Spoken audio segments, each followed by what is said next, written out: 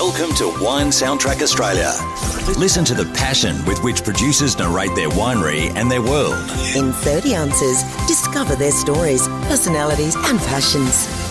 Hello friends and listeners of Wine Soundtrack. My name is Priscilla Henica. I'm here with Adam McCallum from TarraWarra Estate. How are you today? Very well, thanks, Priscilla. Tell us, where are you located?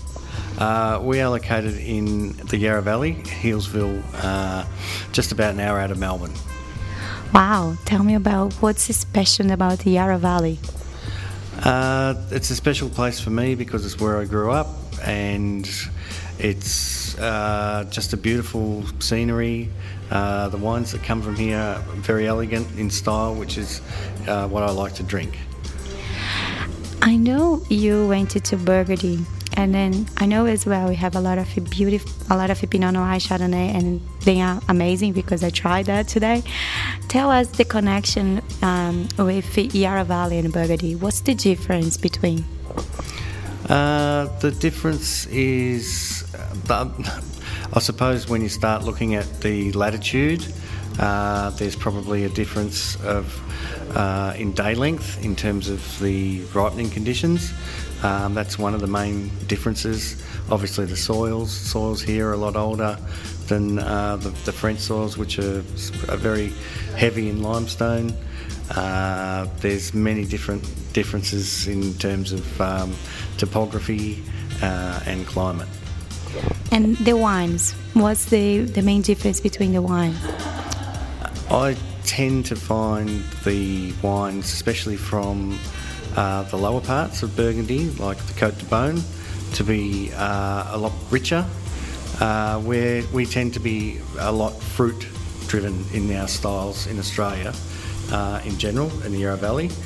And if you're looking at something like Chablis, then there's a completely different style again when you come from Burgundy, because those wines are very understated. Whereas the wines from further south in Burgundy are very ostentatious and opulent. So our wines, the Australian wines, we tend to make are very unique in style for Australian conditions. And I would probably say that they're a bit more fruit forward in terms of style. Amazing. So it's more fruits than Burgundy. So that was the main difference between Burgundy and Australian wines in Yarra Valley region. Tell us what type of wine you do beyond, of course, Pinot Noir, Chardonnay. I tasted some new varieties today. Yes, we do a Barbera. We tend to find that those curiosity kind of varieties are what people are wanting these days, and in terms of the climate, they're more readily available to be grown in the Yarra Valley. Pinot and Chardonnay is still the backbone at the moment, but in the years to come, who knows, because things are warming up, and if they keep going at the rate they have been, then in another 50 years maybe it's not suitable. So, but whilst it still is, we're still going to try and proceed with it, because they're really two of the most noble varieties out there. But Barbera, we do a bit of Nebbiolo, which is another Italian variety, and we're looking at a little bit of Marsanne Roussanne Viognier as well, just for a point of difference to the Pinot and the Chardonnay. Cool.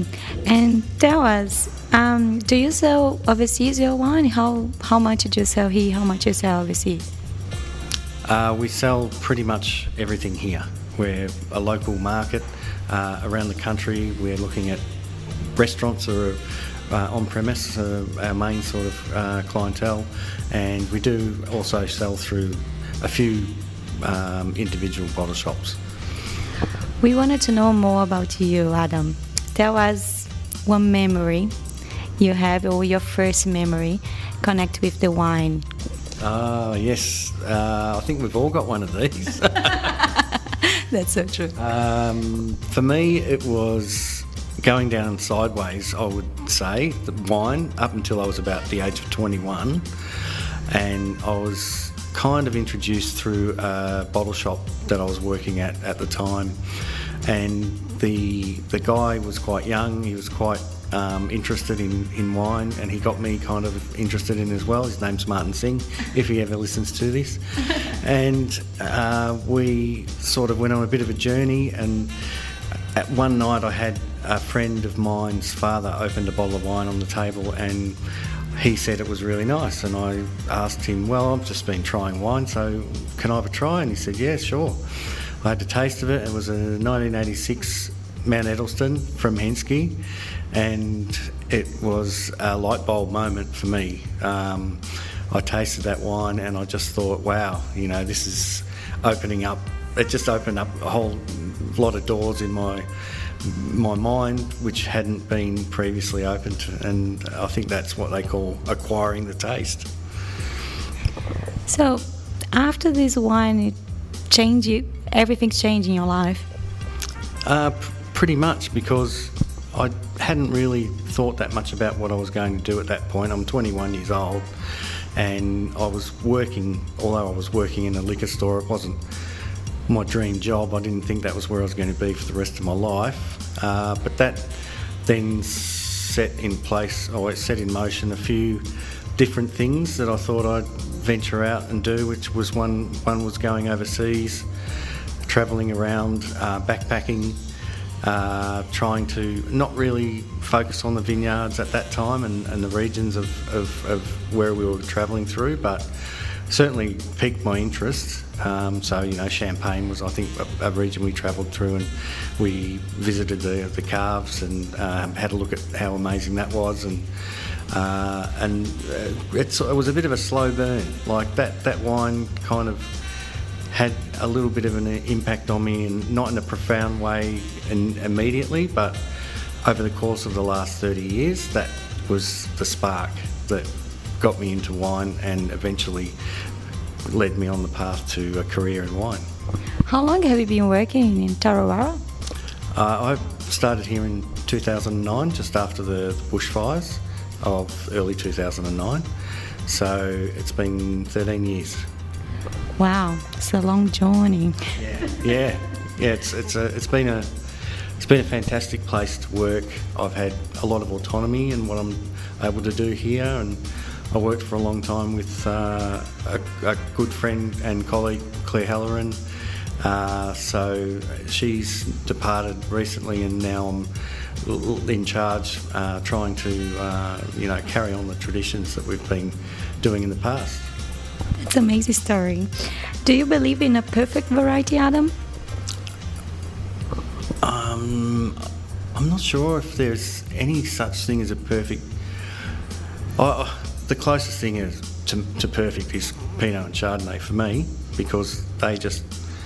I think I could say I have seen some examples of perfection there. Yes, they just have a profoundness about them when they're really good that other varieties, when they're really good, don't seem to be able to emulate. So yes, I think, thinking about it, I could name a few on one hand the experiences I've had drinking those two varieties, which have been just like mind-blowing. Yeah. Cool. You a big fan of social media? I've got a Facebook account. That's your favourite? I haven't. I'm not on any of the other platforms. No, it's not. It's not that I don't want to. I think it's just a generational thing. I'm just a bit older, and I haven't been exposed to it. Come on, I thought you were only 18 years old. yeah, 18. That's right. It'd be good to be back there with all the knowledge I've got now, and what I should and shouldn't do in the next 50. So, how much is your cellar's most expensive bottle? Do you have a cellar at home? I don't. You drink it at all? I do, but they tend not to stay around too long.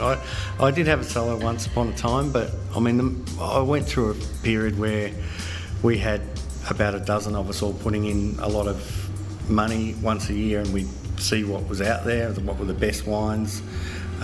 So I think, for memory, Henri Jayer was a wine that we had that was probably the most expensive wine that I've ever tried, and it was excellent. And then there was a couple of others that were a bit disappointing too. So that was the whole idea of it, to find out what was out there and what was iconic and what was something that was a bit overrated. Wow. And what's about vintage? Each vintage here in TarraWarra is different? Each vintage is very different. It's the climate. It goes from anything from fairly cool to extremely hot. So you can have quite a variation over the growing season, especially, of hot days, rain. At the moment, we've had 2 La Nina events. So last year we were looking at very tropical conditions, and we've got the same again this year. So the vintage variation is quite dramatic. So do you want to tell us which vintage is your favourite so far? Probably 2012, the oldest one I can remember being a part of. 2012 was it was just such an even year, very good ripening conditions, not too hot. And then probably 2015 would be the next one after that. 17 for Chardonnay was quite cool. They're very long-lived wines, I think, the 17 Chardonnays especially. And the most recent one, 21, was dynamite for Pinot. Yeah. Other questions for you, Adam. When you were little, what did you want to be when you grow up? Because you pretty much 21 years old, you work in the bottle shop. So did you have any plans before? Well, my father was an engineer, and he didn't really steer me into that business. He had his own business, and I he was just leaving me to, wasn't the kind of parent that would just kind of pigeonhole you into what you should be. It was very much left up to my own devices in terms of studying academically. They did put me through private school, which was a bit of a waste of money because I didn't really excel when I was growing up at school, but it was more because I enjoyed other people's company, and I think that got in the way because the teachers were always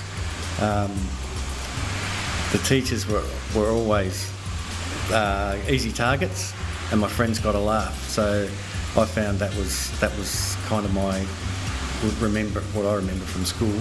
But then after that, after working in a few different jobs, then I decided that there was actually, I probably did need to do something maybe back at university if I wanted to take a step out of those jobs that were pretty meaningless, really. But in saying that, the bottle shop, that was the one that kicked off everything.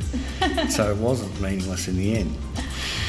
Yeah, so after the bottle shop, after you tasted some wines, that's how you say, well, I'm going to study winemaker.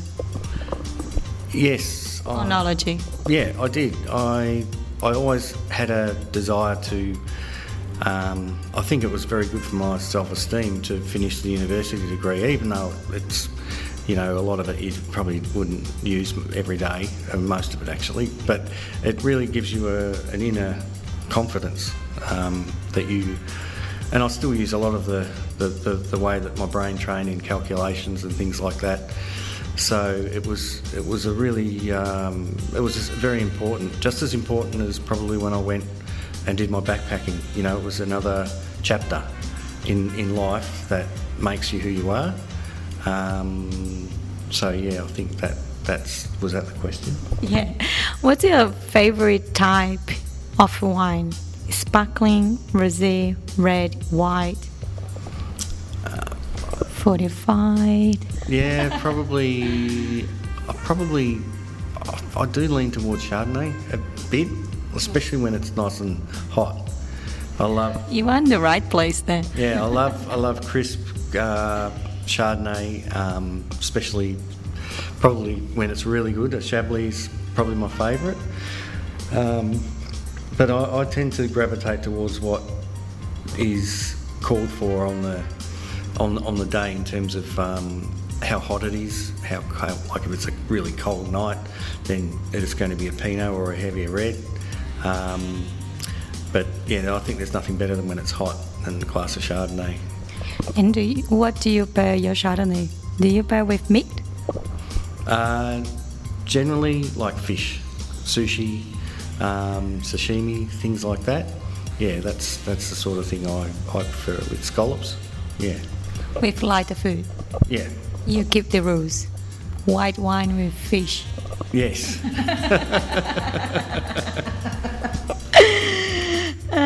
How many glasses or bottles of wine are needed to get you drunk, Adam? Oh. Tell us the truth. Oh, look, sometimes it depends on how you're feeling, but the first half a glass can be, you feel like you're on your way, and sometimes you can be halfway, 3/4 way through the bottle and feel like you haven't had a sip. So it's a really weird one, that one. I think it's got a lot to do with how you're feeling. But there are times when you feel like you're more impacted than others. I can't agree more. Of course. I can't agree more with you, because I feel the same. I feel like some days I can be drunk very quickly, and some days I can actually keep a drink and talking and have a conversation. You don't feel anything. I guess it's depending how emotion is about. It's pretty much in your on the table when you drink a wine. Yeah. And I think that also impacts how you enjoy the wine too, because the way you're feeling can impact exactly the same experience with exactly the same wine. If you're for whatever reason you're feeling a certain way, then the wine looks different. It's quite unusual, but it's true. And the company as well. And the company, definitely. Yeah. If it's a good company, the wine tastes better. Yeah. Yeah, I think so. Complete the sentence. A table without wine is like? A table without life. Of course. Wine has to be on the table to be... That's right. It's like the conduit for conversation and all those other things that flow from that. Do you have any good blackie rituals for when the harvest is about to start? To do anything in special to say, oh God, that will be a good harvest, to be able to actually get the best grapes in the year? Do you do any type of ritual? I'm not really this superstitious man, so probably not. I can't think of anything that I've ever done like that. Barbecue before harvest? That's very traditional Australian. Oh, usually it'll be catching up with some friends before everything goes really busy, gets really busy. But apart from that, there's nothing really that I've done that's outlandish, or never worn the same undies to start vintage. Never. You never pray either? No, definitely not. No, definitely not. What sort of wines do you think people will drink in the future? I think people are becoming more discerning. That's the number one. When people start drinking, when my parents started drinking, it was cask wine, and then gradually it moved to bottles. Then it was heavier reds, sweeter whites to start moving to, I think eventually everyone gravitates towards the Pinots, Chardonnays. And I think that's quite relevant. We seem to be, as winemakers, maybe 10 years ahead of what people are sort of discovering. So that's not saying it in an arrogant fashion. It's just, I think we're so focused on wine in a way that general consumers are not, that you just tend to gravitate or go down the road a bit quicker than most people do who aren't just that solely focused on wine. So I think it's heading towards like more Pinot, more Chardonnay for me. Yeah. You're on the right path then. If people drinking more Chardonnay and Pinot Noir in the future, you're in the right place. Well, I've been at that conclusion for about the last 15 years, so maybe 20, and it still hasn't changed. So after I started the same way, I started off drinking. I don't think it was cask wine, I'll say that, but I definitely started off with Shiraz, Cabernet, those sort of varieties, and I really took a long time to understand what Pinot was all about. The same guy I worked with in a bottle shop used to talk to me about Pinot, and I said, "Oh, that's just rubbish." And now you're a wine lover about Pinot Noir. Now I have the best part of the show. A game. Are you ready to play a game with me? I'm ready. Cool. So I will tell you the names of famous people, and you can matching with old terroir wines or other grapes or other wines styles. It's up to you. All right? Sure. All right. First, the famous person, Nelson Mandela. Which one you recommend for Nelson Mandela? I would recommend a vintage port. Ooh, why? Just because I think it's very aged and very complex, and I think similar to the man himself, I would imagine. Beyonce? Dom Perignon. I think she love that. I think she knows that one. I think so as well. Angelina Jolie? Angelina Jolie, maybe a Chablis, fine bone Chablis. Ooh, elegant. Yeah, elegant, suave. Yeah, probably she's gonna drink very well with the big lips she has. Yeah, that's right. Brad Pitt? Ooh, Brad Pitt. Let's go with Shiraz Viognier, because he's just got a little bit of a... I think that Viognier is just exotic. Oh, he's exotic. Yeah, I think so. Yeah, and a bit burly with the Shiraz, like it's got a bit of character. Thank you very much, Adam, for today. It was lovely to chat with you today. Thank you so much. Would you like to remind us how to reach your cellar door here in Yarra Valley? Yes, we are online, TarraWarra.com.au, and we are about an hour out of Melbourne, but on the website online, all the wines can be bought through there. But if you are travelling out to the cellar door, it's open Tuesday to Sunday, and yeah, it's not far from Healesville, beautiful part of the world. And come to taste and see you here.